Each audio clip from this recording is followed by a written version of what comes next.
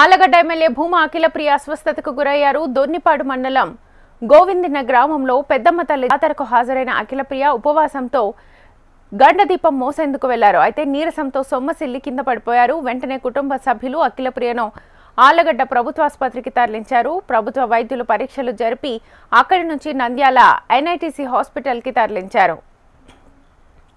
ఇదే అంశానికి సంబంధించి ఫుల్ డీటెయిల్స్ మా ప్రతినిధి హరికిషన్ అందిస్తారు. హరికిషన్.